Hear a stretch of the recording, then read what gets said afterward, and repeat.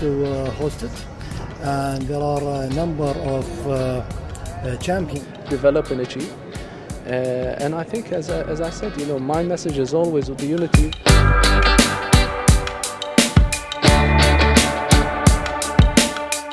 Yes, Indonesia untung besar. Qatar U23 tiba-tiba mundur dari Piala Asia U23 usai lolos kemarin. Indonesia langsung ditunjuk AFC sebagai penggantinya. Simak alasan Qatar mundur dan informasi selengkapnya sebagai berikut.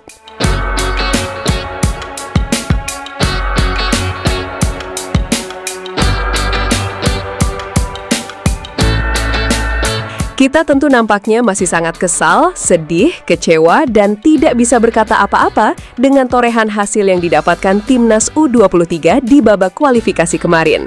Ya, Mimin sendiri nggak habis fikri dan di luar nastar membayangkan itu kalau kita tidak lolos Piala Asia U23 tahun depan. Tentu kekesalan yang paling membengkak sampai saat ini bukanlah karena gagal menang lawan Korea Selatan, tapi kenapa nggak bisa menang lawan Laos, buset, itu sih kuncinya. Ya, bagaimana tidak bro, kalau kita bisa menang lawan Laos, secara poin kita sudah 6. Dan dihitung juga dengan hasil menang lawan Makau, hal itu bahkan memungkinkan kita masih punya peluang besar sebagai 4 calon runner-up terbaik dan tinggal melihat agregat gol nanti dengan tim lain di grup lain. Namun ini nggak bisa menang bro, dan malah imbang, udah gitu nggak bisa nyetak gol pula alias skor kacamata. Kalau kita lihat 4 runner-up terbaik saat ini yang lolos, memang mereka semua punya 6 poin dan banyak yang sama. Andai saja menang, setidaknya asah itu masih ada, walaupun kita kalkulasikan lawan Korsel emang sudah kalah. Tapi ya itu, sudahlah, lagian nasi sudah jadi bubur, mau diapakan lagi ya kan? Ya tinggal dimakan aja, tambah kecap sama suwir ayam dikit, terus nikmatin.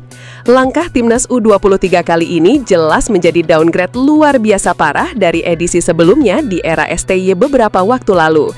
Tak usah diceritakan bagaimana perjuangan dan pencapaian Timnas saat itu melibas 2 tim di babak kualifikasi, Turkmenistan dan Cina Taipei, lalu tampil impresif di Piala Asia U23 sampai semifinal.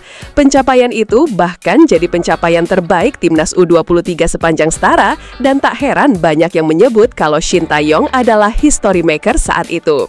Namun ya semua berubah saat negara api menyerang, pelatih yang dinilai banyak melakukan perubahan luar biasa ke Timnas malah dibuang dan diganti dengan skuad kepelatihan terbaik sepanjang sejarah, kata salah satu exco PSSI.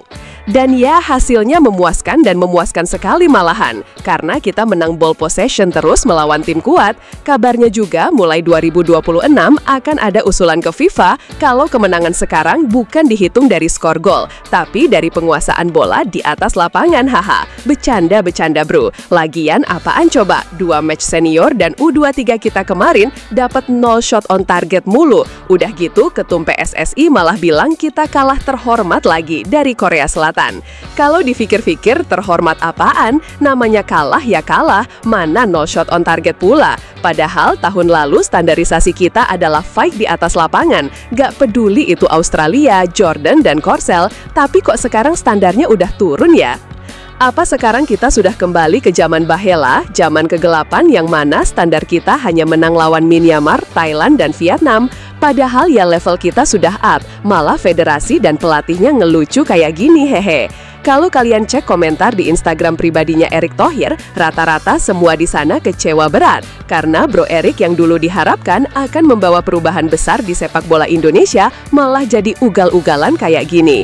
Jujur aja sih, dulu pas Erick Thohir awal memimpin PSSI 2023, sempat berharap kalau sepak bola kita akan naik pesat, baik Liga Nasional maupun Timnas, ya saat itu emang masih waras sebelum dia memecat STY.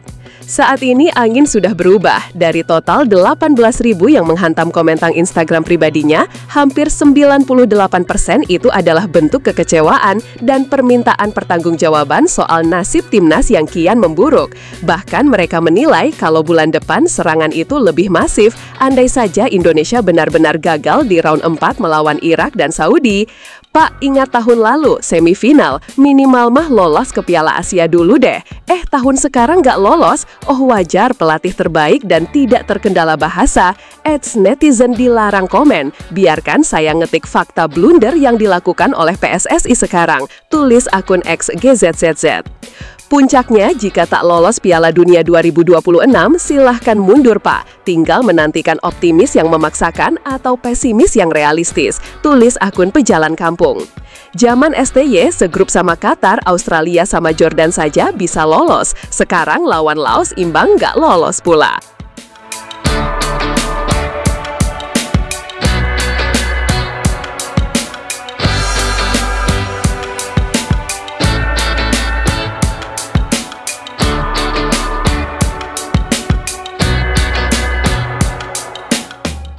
Yang menarik saat ini adalah soal kabar Qatar yang dikabarkan mengundurkan diri dari Piala Asia U23. Memang hal itu belum banyak terekspos dan naik di media karena sumber acuannya sendiri juga memang belum clear. Namun tentu jika memang Qatar mundur dan AFC menunjuk Indonesia sebagai gantinya, tentu itu malah membuat kita jadi sedikit diejek. Kalau misalnya kita terima, ya akan banyak gosip dan obrolan dari negara lain untuk tim kita. Selain itu kalau kita terima, ya gengsi juga dong. Kan itu jatuhnya jatah orang lain yang dilimpahkan ke kita. Tapi kalau nggak terima ya sayang juga, hehe. Tapi jadi pertanyaannya kan, apa alasan AFC misalnya tiba-tiba tunjuk Indonesia sebagai gantinya? Sedangkan di runner-up terbaik sendiri posisi Indonesia bahkan jauh. Kalau alasannya soal rating turnamen dan supporter yang ada, bisa saja sih masuk akal. Tapi kan apakah negara lain yang lebih berhak akan terima? Sampai saat ini pengunduran Qatar itu disampaikan karena adanya eskalasi yang terjadi antara Israel dan Qatar. Karena ya kita tahu kalau Piala Asia U23 masih berlangsung tahun depan di Arab Saudi. Dan nampaknya kalau alasan adanya eskalasi sekarang, itu bukan alasan yang masuk akal sih, hehe. Wah, gimana pendapat kalian guys? Jangan lupa tinggalin komentar kalian di bawah ya.